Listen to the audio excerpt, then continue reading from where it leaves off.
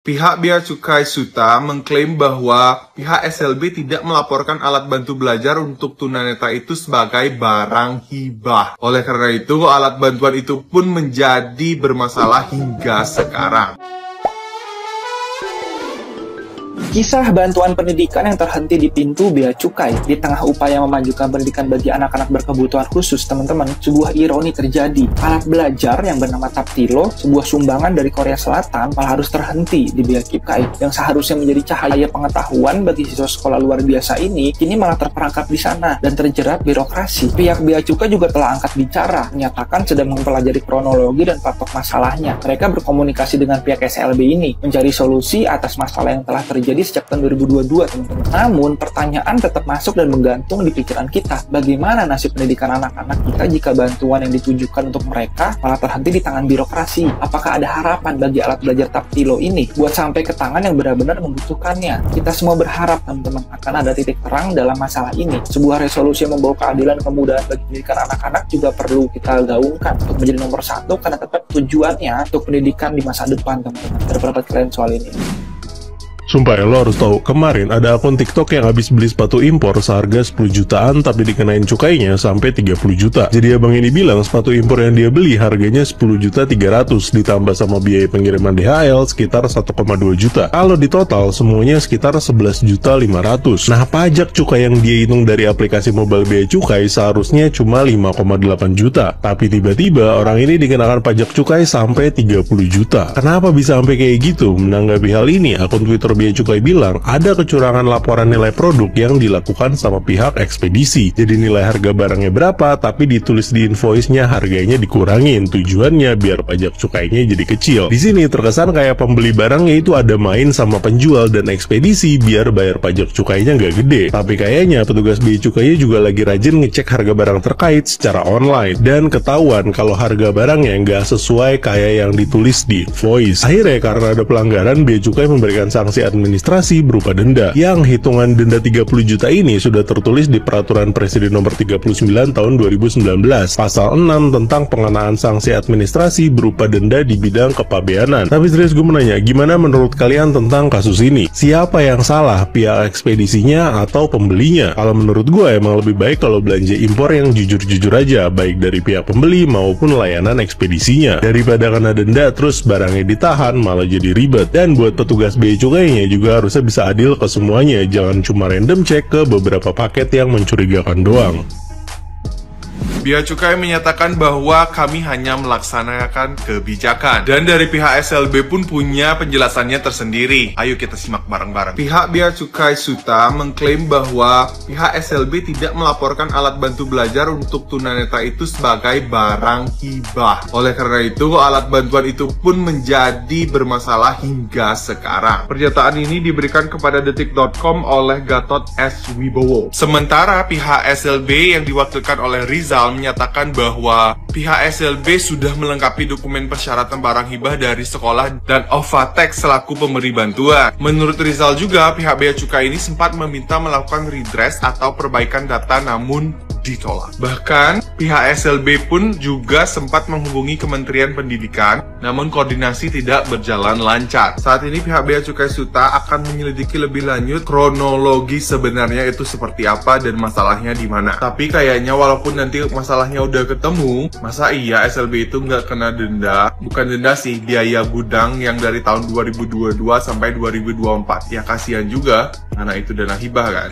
Tapi katanya, kalau misalkan itu memang benar dokumennya lengkap dan barang itu adalah barang hibah, maka tidak akan dikenakan biaya sama sekali. Begitu ujar Kepala Bea Cukai Soekarno-Hatta. Kemarin juga sempat viral orang yang beli sepatu 10 juta tapi kena pajak sekitar 25 juta. Dan Bea Cukai pun telah merespon kenapa hal ini bisa terjadi. Di sini juga kita perlu ketahui bahwa Bea Cukai itu hanya melakukan kebijakan yang mana kebijakan itu juga dikoordinasikan dengan kementerian-kementerian lainnya. Dan kebijakan itu pun dibuat oleh regulatornya, baik itu Pemda, Perindustrian, atau Kemenkes. Jadi posisi di Bea Cukai itu hanya melaksanakan kebijakan yang berlangsung. Apapun kebijakannya itu akan dituruti oleh pihak Bea Cukai. Secara aturan memang Bea Cukai itu benar melakukan pengecekan yang sangat ketat. Kalau dari saya sih Bea Cukai memang harus melaksanakan kewajiban dan kebijakannya. Tapi jangan mentah-mentah menerima kebijakan yang dari kementerian-kementerian lain. Asalnya Bea Cukai memiliki kekuatan yang lebih besar dari kebijakan-kebijakan yang dibuat oleh regulator-regulator dari kementerian yang lain, atau kementerian yang lain juga berpikir gitu loh. Sekarang ini mah yang banyak kena dampak buruknya adalah pihak Bea Cukai. Guys, kalian tahu nggak? Soeharto pernah bekukan Bea Cukai yang jadi sarang pungli pada tahun 1985.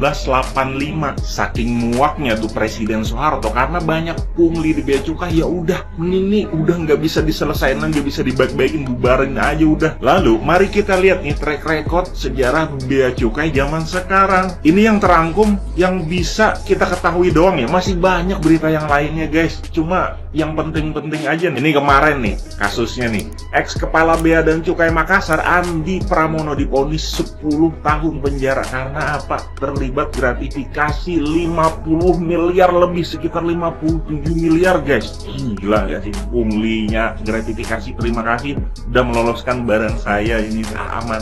Terus ini juga nih, 3 pejabat Bea Cukai diperiksa terkait kasus impor gula. Gila guys. Ini lagi nih, ex Kepala Bea Cukai Yogyakarta diduga terima gratifikasi lewat perusahaan jual beli moge. Gila, macam-macam modus operandinya. Nah ini lagi nih, mantan pejabat Bea Cukai calon tersangka kasus korupsi beras impor ilegal. Banyak banget, ini emang sarang tikus kayaknya di sana tuh. Kalau seandainya Bea Cukai dibubarin, kalian sepakat gak sih? Tahu nggak, belakangan ini Bea Cukai banyak menahan barang dan mengharuskan pembeli untuk membayar nominal yang besar untuk membebaskan barangnya. Hal ini jadi sorotan masyarakat. Banyak yang ngerasa kecewa dan merasa dipersulit dalam prosesnya. Sempat heboh tuh berita pembeli sepatu seharga 10 juta yang dikenakan biaya Bea Cukai sebesar 30 juta. Masalah ini udah selesai sih dan diklarifikasi sendiri oleh Menteri Keuangan Sri Mulyani bahwa kesalahan terjadi pada pihak DHL yang tidak menyampaikan nilai sepatunya dengan benar. Nah, ini yang viral dan akhirnya dapat sorotan khusus hingga masalahnya selesai. Tahu nggak, ada lagi kasus impor yang barangnya ditahan di Bea Cukai. Barangnya adalah alat bantu dengar, dihibahkan dari salah satu perusahaan di Korea buat sekolah SLB, buat bantu belajar para siswa-siswi tunanetra. Barangnya sendiri masih prototype yang artinya belum dijual di pasar, jadi belum ada nilai harganya. Bea Cukai entah dari mana menetapkan nilai alat bantu dengar itu sebesar 361 juta rupiah. Tagihan pajaknya berapa? 116 juta rupiah dan barang ditahan sejak Desember 2022. Dan tahu nggak, itu ada denda gudangnya per hari lagi loh. Sekali lagi, ini buat sekolah yang anak-anaknya berkebutuhan khusus. Jadi karena pemilik sekolah nggak ada melakukan pembayaran, itu alat bantu dengarnya nggak dikeluarin, alias tetap ditahan. Pria beli sepatu 10 juta kena pajak 31 juta. Ini nih, jadi berita ini tuh viral ya guys ya. Jadi abangnya ini tuh kan beli sepatu harganya 10 juta, kan dikirim via DHL. Nah disitu kan ongkirnya itu kan sekitar 1,2.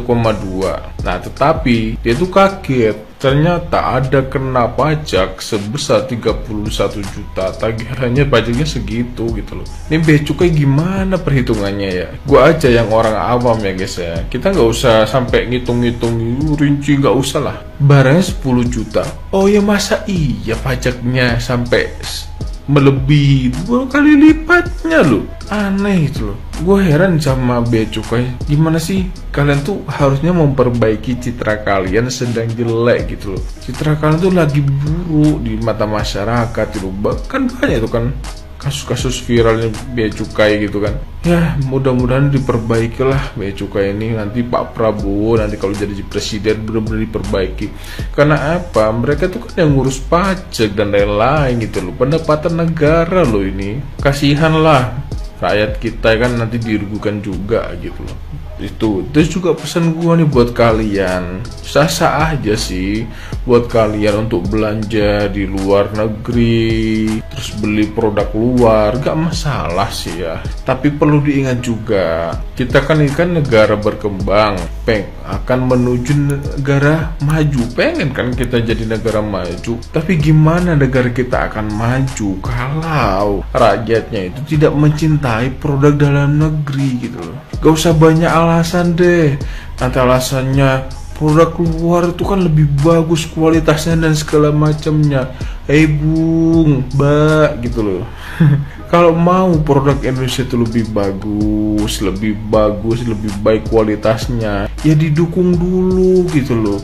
Agar apa, nanti kalau memang mereka itu pelaku UMKM, terus juga nih produk-produk dalam negeri ini buatan orang Indonesia itu bisa bersaing, mereka banyak pembeli, nanti produksinya lebih banyak, tingkatkan kualitas, pasti itulah gitu loh. Dan jangan lupa juga ada harga ada rupa gitu loh. Kalau kalian pengennya harga murah tapi kualitasnya bagus, ya nggak mungkin juga kan gitu loh. Kalau produk Indonesia yang mahal yang bagus ada juga kok, tinggal kalian cari aja gitu. Gak kalah lah produk Indonesia itu. Coba kalian lihat produk-produk Cina itu sekarang loh. Kenapa mereka menguasai sekarang? Ya karena apa? Karena mereka rakyatnya itu juga pakai produk itu sendiri gitu loh. Orang Korea tuh yang sekarang jadi idaman-idaman para wanita dan generasi Gen Z sekarang kan, itu masyarakatnya itu lebih memilih pakai produk Korea sendiri gitu. Ya, kenapa kita harus mau pakai produk dalam negeri? Bagus kok kualitasnya. Kalau bukan kita siapa lagi, ya enggak? Makanya cintailah produk-produk Indonesia. Rupiah melemah sampai 16.000, itu Anda ikut campur dalam melemahkannya. Kalau masih punya mental diskon, jangan dululah belanja barang impor. Jadinya gini, berisik.